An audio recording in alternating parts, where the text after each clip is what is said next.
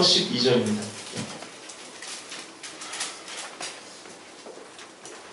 미가서 3장 9절에서 12절.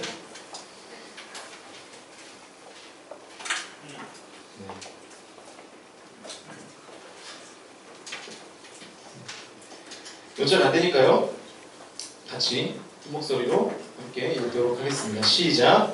야곱 족속에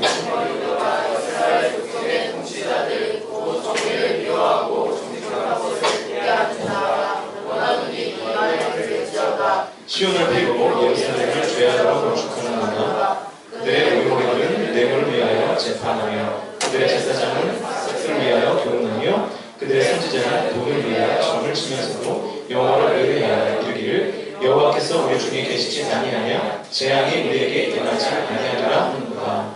이러므로 너희로 말미암아 시온은 바라보는 밭이 되고 예루살렘은 무더기가 되고 성전에 사는 숲풀이 높은 곳이 되리라. 아멘. 오늘은 3년 그린 그림은 3일 만에 팔린다.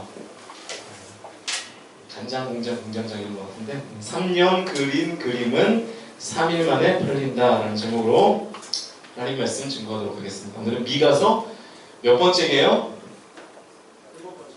8번째입니다. 이게 안 써놨네요. 네, 8번째 시간입니다. 여러분 마천루라는 말을 들어보셨죠? 마천루 뭡니까? 마천루가 네? 마천루가 영어로 하면 뭡니까? 마천루? 네. 그 마천루는 이렇게 그대로 단어를 번역하면 하늘에 닿는 집 그런 뜻이 있습니다. 하늘에 닿는 집. 그러니까 초고층 빌딩을 말하는 거죠. 영어로는 스카이스크래퍼. 네, 스카이스크래퍼. 스카이스크래퍼. 네. 우리가 잘 아는 마천루 뭐가 있습니까? 육삼. 네. 그래요. 그 맨하튼에 가보면 뭐가 있죠? 네. ESB 있잖아요. ESB 뭡니까? 엠파이어 스테이트 빌딩. 네. 그런 것도 있고 제가 직접 가본 마천루 중에는 그 상해에 동방명주라는 그 빌딩이 있어요. 타워. 가봤습니까? 처음 들어봐요. 100몇 층이더라. 105층인가 110층이었는데 468m. 그러니까 그 엠파이어 스테이트 빌딩이 448.6이고요. 동방명주 제가 본 데는 468m예요. 그 우리나라 현재 현존하는 최고의 그 마천루는 제가 알기로는 그 두바이에 있는 그 부르즈 칼라파라는 그 호텔 건물이 있는 빌딩입니다.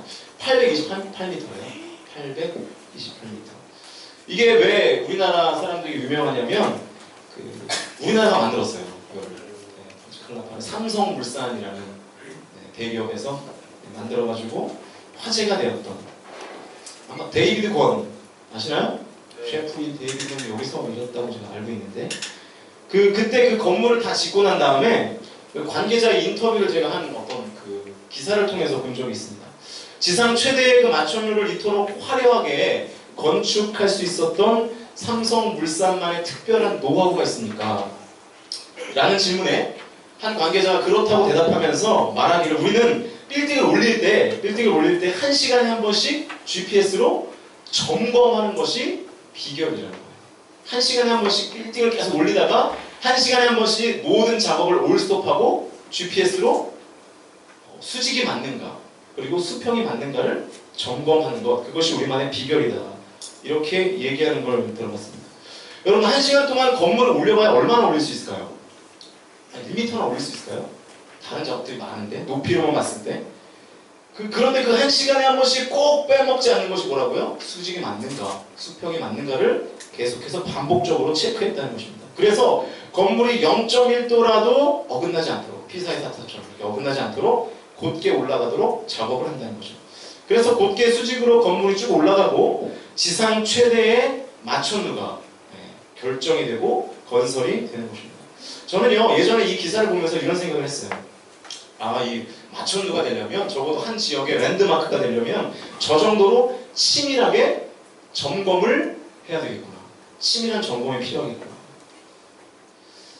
우리가 3층짜리 건물을 올릴 때는요 GPS 필요 없어요. 그냥 콘크리트를 해가지고 쭉 올리면 절대로 뭐 기울 일도 없고 무너질 일도 없습니다. 그런데 그렇게 868m 정도 되는 건물을 올리려면 뭘 해야 되는 거예요? GPS 가지고 점검을 해야 된다는 것입니다.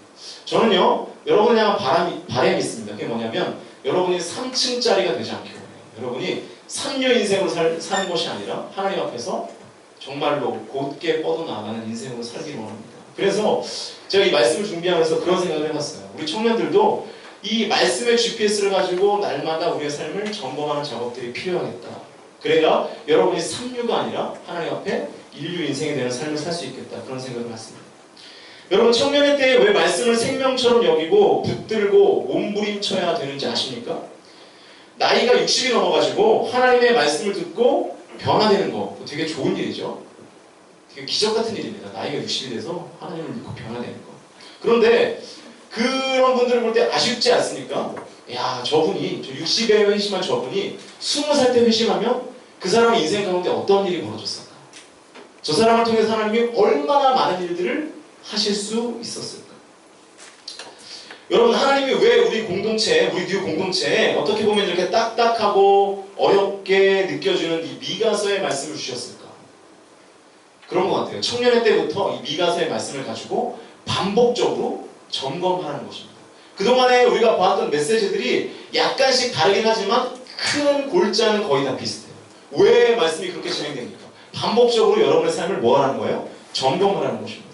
한 시간에 한 번씩 GPS로 수평이 맞는가, 수직이 맞는가를 체크해야 3층짜리 건물이 아니라 마천루가 되는 것처럼 20살 때부터, 청년 때부터 말씀을 내 삶의 기준으로 붙들고 나를 점검해 나아가면 하나님의 앞에 내가 영광스럽게 그리고 크게 쓰임받는 인생이 될 수 있다는 것입니다. 여러분 이것들을 믿으십니까? 하나님 말씀대로 사는 것이 여러분을 곧게 세우는 길임을 저와 여러분이 믿으셔야 합니다. 이런 접근을 가지고 오늘은 좀 기본을 다시 한번 재점검하는 시간이 됐으면 좋겠습니다. 본문 9절을 보세요. 9절. 야곱 족속의 우두머리들과 이스라엘 족속의 통치자들 곧 정의를 미워하고 정직한 것을 굳게 하는 자들아 원하노니 이 말을 들을지어다 그랬습니다. 이제 이 9절의 말씀은 익숙한 패턴이죠. 미가가 어떠한 내용들에 대해서 선포할 때 항상 이러한 관용구들을 취하면서 선포하고 있습니다. 중요한 건 10절의 내용이에요. 10절에서 뭐라고 선포하고 있습니까? 10절을 우리 같이 한번 읽겠습니다. 10절 시작. 시온을 피로 예루살렘을 죄악으로 건축하는도다. 네, 시온을 피로 예루살렘을 죄악으로 건축한다. 그랬습니다. 자, 제가 왜 앞에서 이 건설에 관한 얘기를 했는지 아시겠죠? 오늘 본문에서 미가는요 이스라엘의 죄악을 건축가의 이미지를 차용하면서 설명하고 있습니다. 시온은 예루살렘을 표현하는 다른 말이에요. 그러니까 시온과 예루살렘은 같은 곳을 말하는 것입니다. 그러니까 시온하고 예루살렘은 하나님의 거룩한 성전을 의미하는 똑같은 말입니다. 이해가 되시죠? 그러니까 하나님의 거룩한 성전을 피와 죄악으로 건축했다. 하나님의 거룩한 성전을 피와 죄악으로, 말씀과 은혜로가 아니고 피와 죄악으로 건축했다. 건축이 잘 됐습니까? 잘못됐습니까? 잘못됐죠. 하나님의 성전이 피로 건축되고 하나님의 성전이 죄로 건축됐다면 그것은 분명히 잘못된 거죠. 잘못된 토대 위에 성전이 건축되었습니다. 신약에 보면 이 메시지를 더욱더 극명하게 드러내는 말씀이 있어요. 마태복음 7장에 보시면 이런 말씀들이 나와 있습니다. 화면을 보십시오. 마태복음 7장 26절, 27절 우리 다 같이 큰 목소리로 한번 읽도록 하겠습니다. 시작! 나의 이 말을 듣고 행하지 아니한 자는 그 집을 모래 위에 지으러 천사가 같으니 비가 내리고 창수가 나고 바람이 불어 그 집에 부딪히매 무너져 그 무너짐이 심하니라 그랬습니다. 수능은 왜 서 있어 뒤에? 졸려? 자, 말씀을 보시면 건축을 여기도 잘못했다는 표현이 나와 있죠. 건축을 어디에 했습니까? 집을 어디에 지었죠? 모래 위에. 토대를 잘못하니까 어떤 일이 벌어집니까? 다 무너져 내려버렸습니다. 자, 모래 위에 지은 어리석은 사람이 어떤 사람인지가 26절에 나와 있죠. 앞에 보니까 나의 이 말을 듣고 행하지 않는 사람. 그 사람은 어리석은 사람이어서 어디에 집을 짓는다고요? 모래 위에. 다시 설명합니다. 어리석은 사람이 누구냐? 나의 이 말을 듣고 행하지 아니하는 사람. 말씀대로 행하지 않는 사람. 말씀대로 살지 않는 사람이 모래 위에 집을 짓고 어리석은 인생을 살게 된다. 그리고 결과적으로 그 집은 무너진다. 반대의 경우도 나오죠. 7장 24절 25절을 보십시오. 화면을 보십시오. 마태복음 7장 24절 25절 있습니다. 시작. 그러므로 누구든지 나의 이마를 듣고 행하는 자는 그 집을 반석 위에 지은 지혜로운 사람 같으리니 이가 내리고 청소하고 공안을 불어 그 집을 맺히되 무너지지 아니하나니 이는 주추를 반석 위에 놓은 까닭이요 그랬습니다. 자, 반석 위에 집을 지은 지혜로운 사람은 그 집이 무너지지 않는다. 견고한 집이 된다. 지혜로운 사람은 어떠한 사람입니까? 거기서 나오죠. 누구든지 나의 이 말을 듣고 뭐 하는 자요? 행하는 자는, 나의 이 말을 듣고 행하는 자는 그 집을 반석 위에 짓는 지혜로운 사람이 되고, 그 사람은 그 집이 어떠한 바람과 모진 풍파가 있다 할지라도 그 집이 어떻게 된다고요? 무너지지 않게 된다. 혹시 여러분의 성경을 보시면 방금 읽은 말씀에 대한 표제어가 나와 있나요? 여러분의 성경을 보세요. 개역개정 여러분의 성경을 보시면 15절 바로 위에 뭐라고 되어 있습니까? 예? 15절 바로 위에 표제어가 없나요? 표제어가 뭔지 몰라요? 15절 바로 위에 이렇게 뭐 가로나 이렇게 그렇죠. 열매로 그들을 알리라. 이거 없는 성경을 갖고 계신 분은 다 바꾸세요. 하나. 표제가 있는 성경으로. 열매로 그들을 알리라. 그러니까 무슨 말이에요? 하나님의 말씀대로 사는 삶에 대한 열매가 나타나야 된다는 거예요. 나타나야 된다. 열매가 나타나야 된다. 마태복음 7장 20절과 21절에 보시면 무시무시한 말씀이 여기서 나옵니다. 미가서에만 나오는 게 아니라 마태복음에도 무시무시한 말씀이 나와요. 20절, 21절 우리 같이 다시 한번 읽어봅시다. 시작. 이러므로 그들의 열매로 그들을 알리라. 나더러 주여 주여 하는 자마다 다 천국에 들어갈 것이 아니요 다만 하늘에 계신 내 아버지의 뜻대로 행하는 자라야 들어가리라. 무슨 얘기냐면 입으로 주여 주여 하면서 하나님을 외치는 사람 천국에 들어가요? 못 들어갑니까? 못 들어가죠. 누가 갑니까? 아버지의 뜻대로 행하는 그 사람. 아버지의 뜻대로 행해서 나의 삶 가운데 어떤 열매가 나타나는 그 사람이 천국의 백성이 된다는 것입니다. 여러분, 우리가 이 말씀을 가볍게 들으면 안 됩니다. 되게 무서운 말씀입니다. 삶 속에서 순종이 열매로 드러나야 돼요. 순종이 열매로. 마음에만 있는 것이 아니라 그 순종이 뭐로요? 열매로 드러나야 됩니다. 교회 와서 내가 주여 주여 하는 것으로 하나님을 믿고 하나님을 사랑하고 크리스천으로서의 삶을 다했다고 생각하는 착각을 우리가 버려야 됩니다. 분명히 말씀드립니다. 그거 착각입니다. 열매로 드러나야 됩니다. 보이는 무언가로 드러나야 된다. 예배 중에 기도하고 결단하셨습니까? 그럼 이제 그것을 행함으로 순종의 열매로 바꾸는, 트랜스퍼하는 그 작업들이 우리에게 필요하다는 것입니다. 자, 다시 오늘 본문으로 돌아가서 시온과 예루살렘은 피와 죄악이라는 베이스에 건축되었습니다. 잘못 건축됐습니다. 모래 위에 세운 집과 똑같은 상황이에요. 그래서 무너졌죠. 본문 12절, 미가서 3장 12절을 보십시오. 이러므로 너희로 말미암아 시온은 갈아엎은 밭이 되고 예루살렘은 무더기가 되고 성전에 사는 수풀의 높은 곳이 되리라 했습니다. 여러분, 청년의 때는요, 여러분의 인생을 설계하고 계획하는 그런 단계입니다. 여러분의 시기에 우리가 이 스피릿을 가져야 돼요. 그게 뭐냐면 내 인생의 목적이 뭔가, 내가 도대체 하나님께서 왜 나에게 생명을 주셔서 내가 지금 이 모양으로 이 나의 형상을 가지고 살아가고 있는가를 우리가 아셔야 됩니다. 릭 워렌 목사님의 목적이 이끄는 삶 다 읽어보셨죠? 웬만한 사람들 데이 1까지 읽어보셨죠? 그죠? 이제 이틀째 가면 이제 점점 지루해지고 그럽니다. 여러분, 우리의 삶의 목적이 뭡니까? 여러분의 인생의 목적이 뭐죠? 그것은 여러분의 하나님의 말씀에 대한 순종을 열매로 바꾸기 위해서 하나님이 저와 여러분에게 생명을 허락하신 거예요. 그래서 이 땅 가운데에서 하나님의 나라를 경험하기 위해서. 그 일 때문에 지금 저와 여러분에게 생명이 있다는 것입니다. 성경을 보면 하나님 앞에서의 잘못을 얘기할 때 두 가지의 개념을 얘기해요. 두 가지. 첫 번째는 뭘까요? 하나님 앞에서 잘못하는 거를 우리는 보통 뭐라 그러죠? 네. 맞아요. 틀리면 욕먹으면 되지 이렇게 자신있게 하세요. 네. 죄. 첫 번째는 죄입니다. 죄. 또 한 가지의 표현이 있는데 그게 뭐냐면 허물이라는 표현이에요. 허물. 그래서 우리가 이렇게 장로님들 공예회 때 대표기도 하실 때 한 주간 동안 우리의 허물과 죄를 그죠? 예, 용서해 주시는 뭐 이런 기도 많이 하시잖아요. 예, 마음속에는 그렇게 생각 안 하시면서 막 그렇게 기도하시잖아요, 보통. 예. 뒤에도 장로님 계시는데 큰일 나겠네. 네. 아무튼 그렇잖아요. 그러니까 허물과 죄. 성경에서 하나님에 대한 우리의 잘못을 얘기할 때 두 가지를 얘기해요. 첫 번째는 죄고 또 하나는 허물입니다. 그럼 죄는 뭔가? 죄에 대해서는 많이 들어봤을 것 같아요. 죄가 원어적으로 이 단어를 풀이해보면 어떤 뜻이죠? 많이 들어보셨죠? 죄.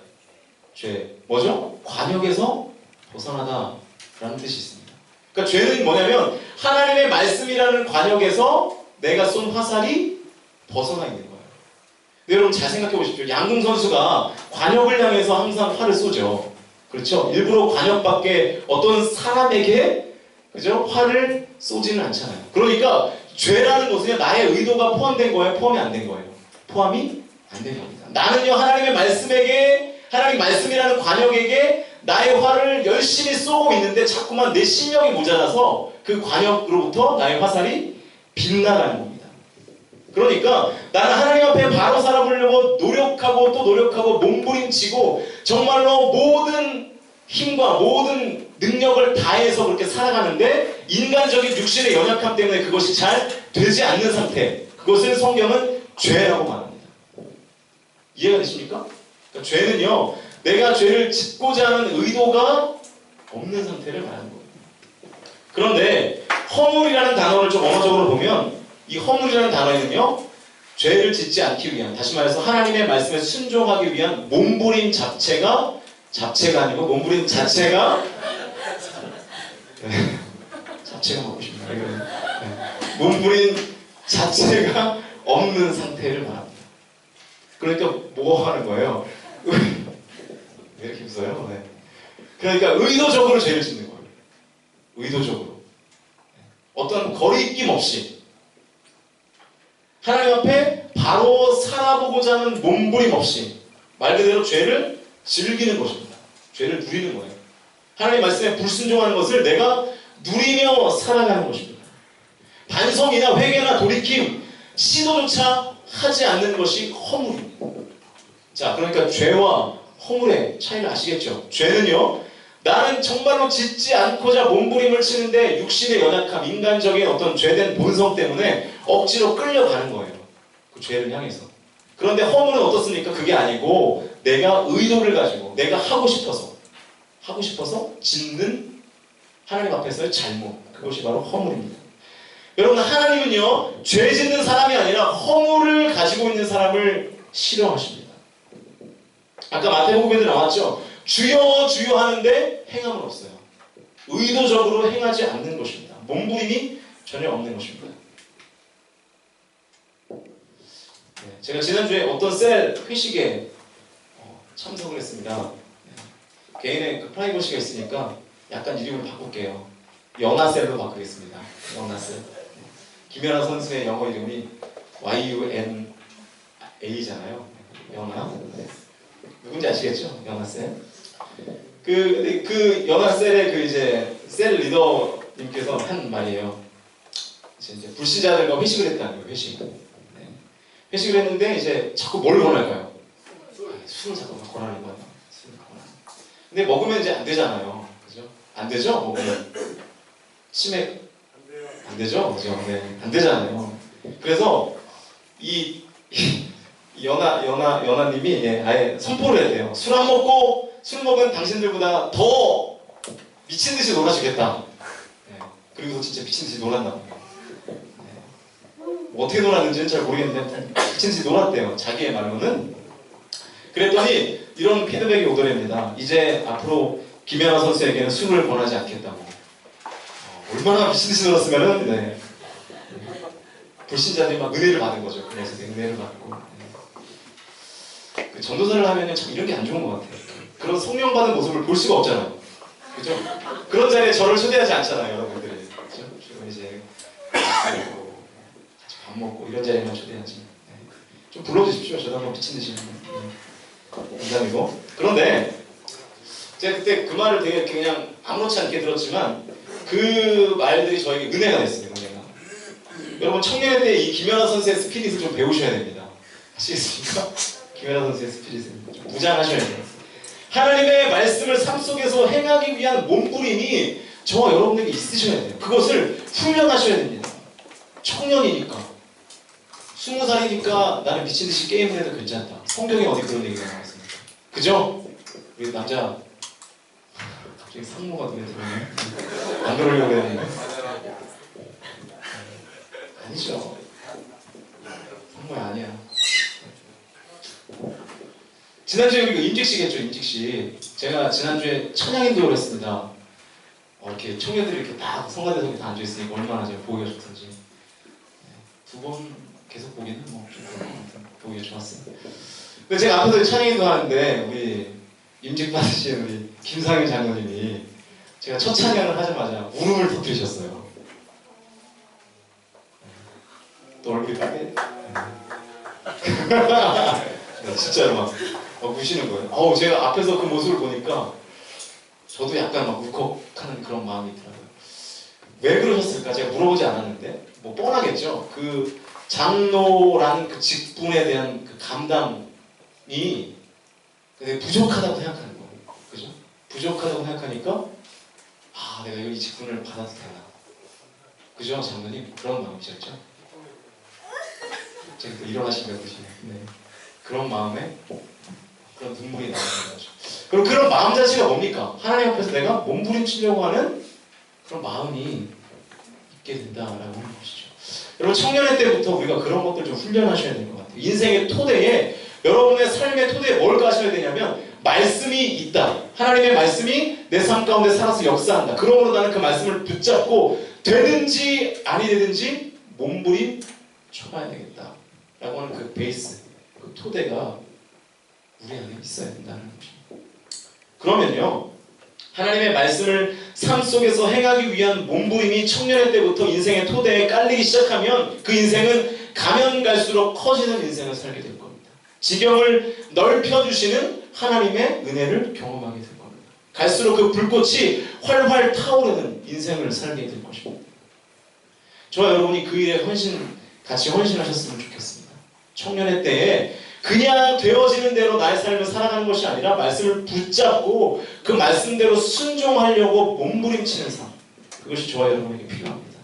자, 11절을 같이 한번 보겠습니다. 11절 함께 있습니다. 시작. 그들의 우두머리들은 매물을 위하여 재판하여 그들의 제사장들은 값을 위하여 교훈하며 그들의 선지자는 돈을 위하여 춤을 추면서도 여호와를 의뢰하되 그를 여호와께서 우리 중에 지지 아니하냐 재앙이 우리에게 임하지 아니하리라 하는도다. 자, 이 11절 말씀을 보니까 세 종류의 인간이 나와요. 첫 번째는 우두머리들, 두 번째는 제사장, 세 번째는 선지자. 우두머리는요, 정치적 지도자를 말하는 거고요. 제사장과 선지자는 하나님의 일을 하는 사람들을 말하죠. 그런데 우두머리는 뇌물을 위해서 재판하고, 제사장은 자기의 대가를 위해서 교훈하고, 하나님의 말씀을 전하는 선지자들은 아예 하나님의 말씀을 전하지 않고 뭘 하고 있대요? 점을 치고 있다. 여러분 점 쳐보셨습니까? 점. 타로 안 해보셨어요? 시지구 옆에서? 여러분 타로 있잖아요, 이렇게 항상. 해보신 분? 없습니까? 진짜. 김꽃 자매한테 진짜 순수하고 성결한가 봐요. 순수하고 성결한. 진짜 안 해보셨나요? 수진이 안 해봤어? 그 점집 저도 가보진 않았는데 처음에 가면요 안 좋은 얘기해요. 점집 가면 드라마에서 보였죠, 그렇죠? 네. 점괘가 이상하다 그러면서 처음에는 막 안 좋은 얘기를 막 합니다. 그러다가 점괘가 막 바뀌어요. 언제 바뀌죠? 그렇죠. 복채를 두둑히 이렇게 막 주면은 점괘가 바뀌죠. 부적을 써주면서 갑자기 막 인류대를 가고 막 승진을 하고 뭐 그런 일들이 벌어지지 않습니까? 여러분 이 점을 치는 그러니까 점을 치도록 도와주는 그 신, 제가 아무리 표현을 생각해봐도 이런 표현밖에 생각이 나지가 않아요. 신이 얼마나 이해하고 들으세요. 신이 얼마나 쪼다 같으면, 그죠? 얼마나 쪼다 같으면 돈 때문에 신의 결정이, 신의 말씀이 바뀌는 겁니다. 그죠? 돈 때문에 이 점을 치는 신의 마음이 바뀌어요. 오늘 본문에 그 내용이 나와 있어요. 입으로는 여호와를 의뢰하며 이르기를 하나님이 우리 중에 계신다. 재앙은 없다. 언제요? 그들이 뇌물을 받을 때. 그렇죠? 그들이 점을 칠 때 하나님이 그렇게 말씀하신다고 이들이 거짓말을 한 겁니다. 자, 이 말씀을 보시면 아까 우리가 읽었던 마태복음 7장의 말씀이 다시 오버랩됩니다. 15절을 보세요. 15절. 화면에 나옵니다. 7장 15절. 제가 읽습니다. 거짓 선지자들을 삼가라. 양의 옷을 입고 너희에게 나오나 속에는 노략질하는 일이라. 했습니다. 미가서 그 3장 11절에서 말하는 우두머리 제사장 선지자들과 오늘 이 마태복음 7장 15절의 거짓 선지자들이 똑같은 사람들입니다. 노략질하는 분들. 계속해서 19절을 보시면 마태복음 7장 19절 아름다운 열매를 맺지 아니하는 나무마다 찍혀 불에 던져지느니라. 자, 말씀대로 살고자 하는 몸부림이 없이 자기 편한 대로 살면서 입술로만 하나님이 함께 하신다, 하나님이 복 주신다, 주여 주여 외치는 사람들에 대한 하나님의 평가가 뭡니까? 열매를 맺지 아니하는 나무마다 찍혀 불에 던져질 것이다. 여러분, 청년의 때가 얼마나 좋은 시기입니까? 그죠? 하루하루가 행복하시나요? 얼마나 좋은 시기입니까? 하나님께 크게 쓰임받을 수 있는 무한한 가능성이 있는 시기인 것은 분명합니다. 그런데 그 안에 훈련이라는 코드가 들어가 있지 않으면 여러분은 하나님께 크게 쓰임받을 수 없습니다. 왜 그 무한한 가능성을 가지고 왜 죄와 사망의 법에 사로잡혀 전전긍긍하며 우리가 왜 그렇게 살아가야 됩니까? 그런 인생 살고 싶지 않으시다면 지금부터 부단히 노력하셔야 될 게 뭐냐? 말씀의 GPS를 드셔야 돼요. 그죠? 나의 인생이 수직과 수평이 잘 맞고 있는가? 하나님의 말씀 앞에 수직과 수평이 잘 맞고 있는가? 내가 말씀의 수직과 수평을 잘 이루고 있는가를 매일의 삶 가운데 점검하셔야 된다는 거죠. 말씀의 GPS를 내 삶 속에서 쓰지 않겠다고 하는 인생은 나는 그냥 3층짜리 인생이 될 거야. 나는 3류 인생이 될 거야. 라고 하는 말과 똑같습니다. 저는 여러분이 하나님 앞에 영광되게 쓰임받기를 주님의 이름으로 축복합니다. 말 그대로 마천루가 되십시오. 마천루 인생이 되십시오. 하늘에 닿는 집, 하나님과 닿아서 주님과 동행하고 하나님의 말씀대로 순종하고 사는 삶을 저와 여러분이 예배를 통해서 매주의 예배 그리고 여러분의 매일매일의 삶을 통해서 결단하시고 기준을 잡으시고 순종함으로 열매를 맺는 삶을 사셔야 한다는 것입니다. 이것이 오늘 본문에 나타난 저와 여러분을 향한 하나님의 메시지입니다. 이제 함께 찬양하시면서 좀 기도했으면 좋겠습니다. 함께 찬양하시면서 기도할 텐데 제가 어떤 책에서 읽었던 내용을 소개해드리고 함께 기도하려고 해요. 오늘 설교의 제목과도 연관된 그런 내용인데 나이가 지긋한 한 화가가 있었대요. 나이가 지긋한 그 화가가 육교를 건너다가 육교 위에서 그림을 팔고 있는 어떤 젊은 화가가 푸념하듯이 하는 말을 우연히 듣게 되었습니다. 그 젊은 화가가 후덜거리면서 왜 나는 이렇게 배고픈 직업을 가진 걸까? 미술가라는 게, 화가라는 게 배고픈 직업이잖아요. 나는 그림을 3일 만에도 잘 그리는 재능을 가졌는데 도무지 내 그림을 아무도 관심을 갖지 않아서 팔리지가 않으니 어떻게 먹고 살라는 말이야. 이런 말들을 계속 했대요. 그 젊은 화가를 지켜보고 있던 그 나이가 지긋한 그 화가가 그에게 찾아가서 조용한 음성으로 이런 충고를 했다고 합니다. 이봐, 화가 양반. 3일 만에 그림을 그리니까 3년이 지나도 그 그림이 안 팔리는 거 아닌가. 한 그림을 3년을 그려보시게. 그러면 그 그림이 3일 만에 팔리게 될 것이다. 이런 얘기를 했대요. 저희가 굉장히 의미 있게 이 예화가 다가왔습니다. 그리고 저는 이 글을 읽으면서 청년인 여러분들이 떠올랐습니다. 지금 여러분은 성급하게 무언가를 빨리 이루어가는 시기가 아니라 말씀 앞에 여러분의 하루하루를 정리해가는, 점검하는 시기입니다. 말씀이라는 펜을 들고 여러분의 삶이라는 도화지에 묵묵하고 진지하게 3년 동안 그리는 화가가 되는 것이 지금 저와 여러분의 삶 가운데에서 해야 될 일입니다. 3일 만에 후딱 그리는 그림이 아니에요, 여러분. 여러분의 청년의 때 말씀의 펜을 들고 하나하나 정성스럽게 나의 삶을 점검해 가면서 펜을 굴리고 그리셔야 하는 것입니다. 여러분, 이제 저와 함께 우리 공동체 안에서 말씀이라는 펜을 드시고 그리고 함께 그리시면 어떨까요? 대충 그리지 마시고요, 세밀하게 3년을 그리겠다는 그 마음으로 한 땀 한 땀 제대로 말씀이라는 펜을 들고 함께 그리며 나아갈 수 있었으면 좋겠습니다. 우리 공동체가 그런 공동체가 되었으면 좋겠습니다. 서로에게 그 말씀이라는 펜을 들고 잘 그릴 수 있도록 독려하고 격려하고, 3일 만에 후딱 그리려고 하면 같이 또 때로는 제재하고 템포를 맞추며 그렇게 나아가는 우리 공동체가 같이 되었으면 좋겠습니다. 그래서 저는 여러분이 3년을 그린 그림, 그래서 그 그림이 명작이 되는 것처럼 저 여러분이 그런 명작 인생으로 쓰임받게 되었으면 좋겠습니다.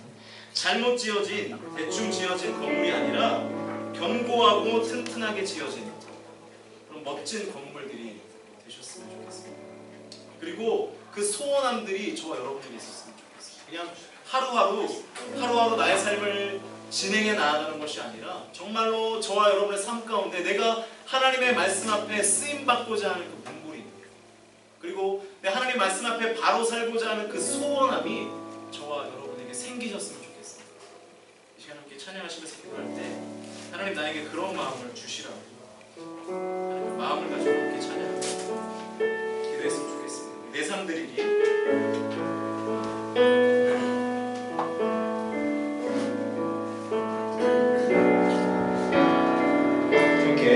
가사를 묵상하시면서 찬양합니다. 소망 없는 내 삶에 새 생명 허락하신 날 향한 주님의 은혜, 놀라운 주님의 사랑, 삶의 문제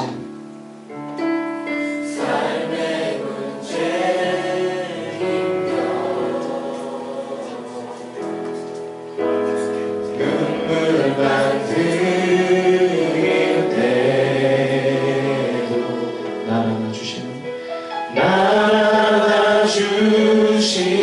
주님,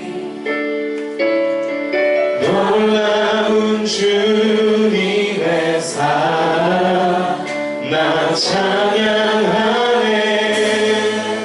나의 믿음 주께 드려 나의 삶이 주를 향해 내 유일한 삶 되신 주께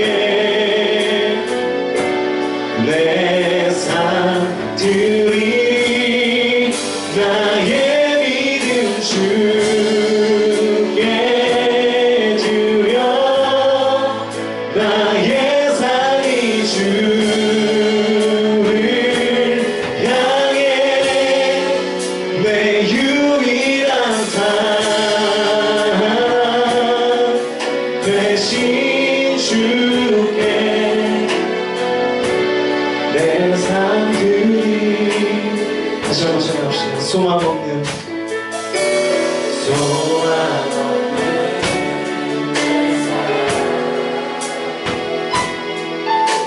새 생명 허락한 날 향한 주님의 은혜, 놀라운 주님의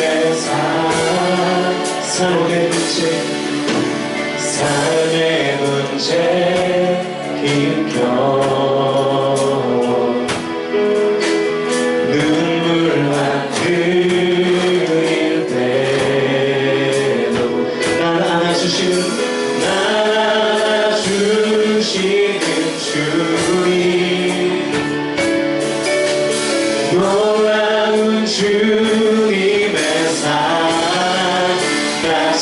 나야 나의 믿음 주께 드려 나의 삶이 주를 향해 내 유일한 사랑 되신 주께 내 삶 나의 믿음 주께 나의 믿음 주께 드려 나의 삶이 주를 향해 내 유일한 사랑 되신 주께 내 손 다시 한번 경배하시면서 찬양합시다. 나의 믿음 주께 드려 나의 삶이 주를 향해 내 유일한 사랑 되신 주께 내 삶 나의 믿음 주께 나의 믿음 주께 드려 나의 삶이 주를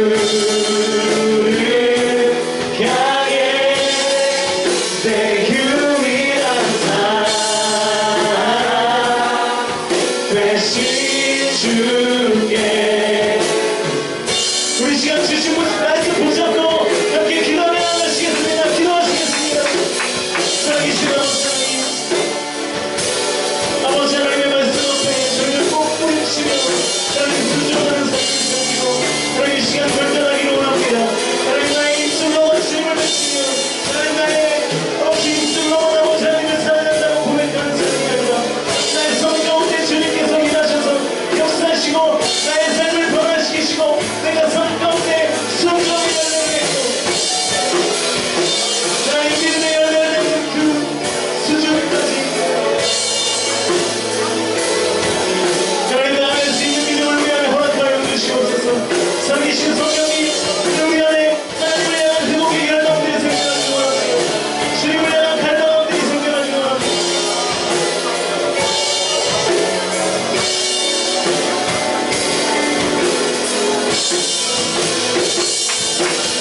하나님 이 시간 주님 앞에 결단함으로 말미암아 우리의 삶이 변화되기를 추구하고 주님 앞에 꼭 부딪히며 우리의 삶을 살아가도록 우리를 역사하시고 우리 가운데 함께하시고 우리 가운데 새 힘을 불어넣어주시고 나의 삶 속에서 아버지 하나님 말씀이 작동하여 주님 앞에 순종하는 믿음을 가지고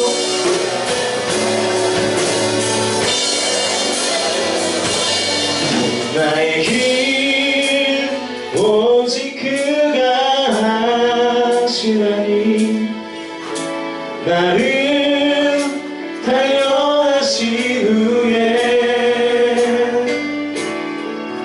내가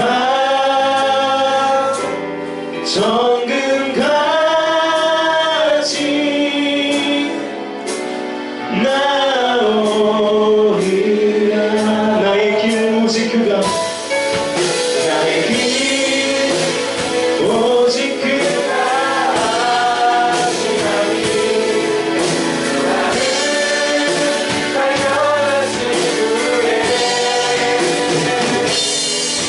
내가 정금같이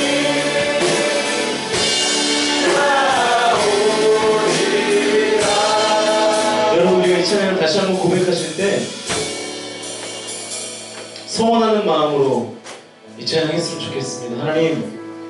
하나님께서 나를 단련하신 후에 하나님께서 나를 정금으로 바꾸셔서 사용할 줄로 믿고 그래서 나의 삶을 주님께 의탁하며 하나님께서 나를 변화시키도록 그래서 아버지 하나님 말씀대로 내가 순종하며 나아가기를 결단하겠다고 고백하는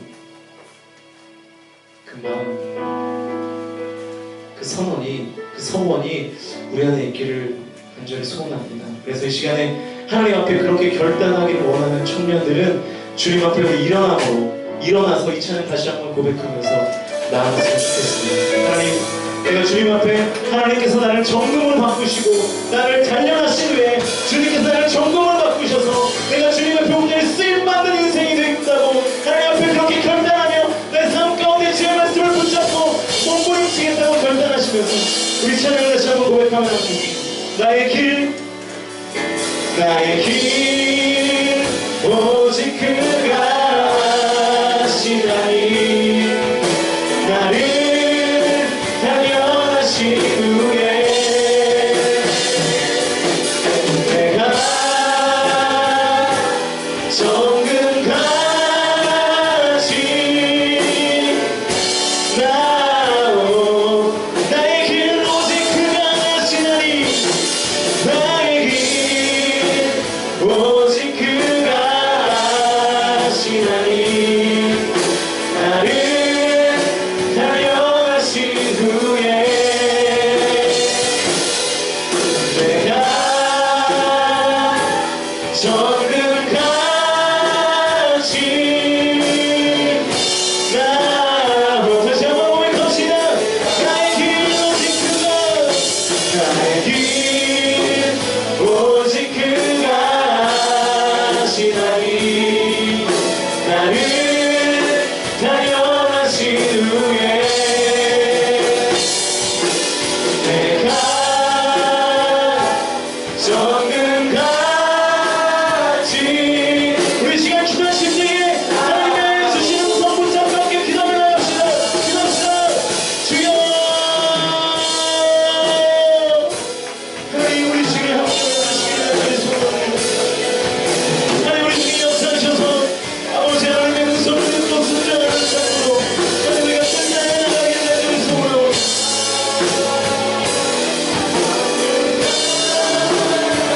하나님 우리 주에 역사하시고 도와주시옵소서.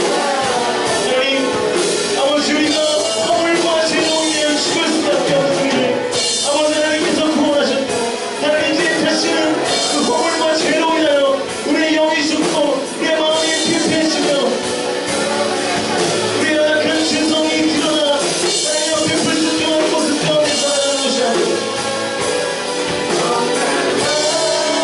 하나님 앞에 온전한 모습으로 쓰임받아 주님 앞에 결단하는 삶을 살아 하나님 주님 앞에 몸부림치는 삶을 살아 하나님 앞에 정결한 주의 신부로 아버지 하나님께서 쓰시는 하나님의 백성으로 하나님 살기를 결단하며 삶 속에서 몸부림치며 순종하며 나아갈 수 있도록 주여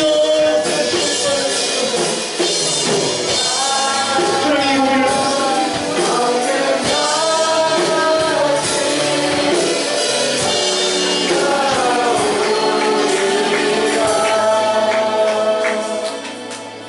나의 길 오직 그가 하시나니 나를 단련하신 후에 내가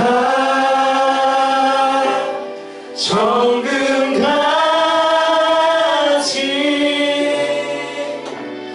나오 마지막으로 한번 고백합시다. 여러분의 목소리로 나의 길 오직 그가 하시나니 나를 단련하신 후에 내가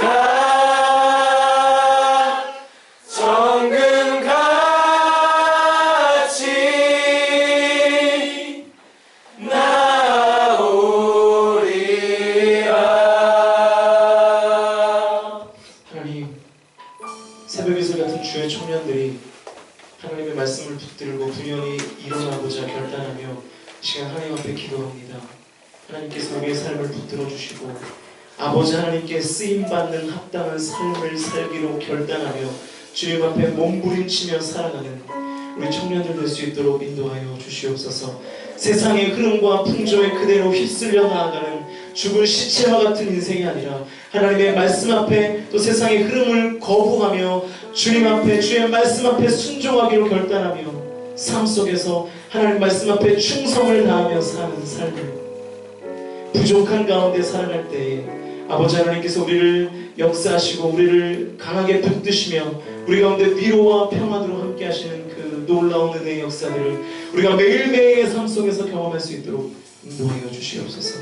하나님께서 우리 뉴 공동체의 모든 청년들이 상류의 인생이 아니라 하나님 앞에 쓰임받는 인생 되도록, 하나님께서 기뻐하시는 인생 되도록, 하나님께서 택하셔서 부르셔서 이 땅을 변화시키는 일에 쓰임받는 거룩한 주의 청년들이 되도록 하나님 우리 공동체를 하나 되도록 인도하여 주시고 그렇게 쓰임받는 청년들로 삼아 주시옵소서. 감사드리며 언제나 우리를 사랑하시는 예수 그리스도의 이름으로 간절히 기도하옵소서.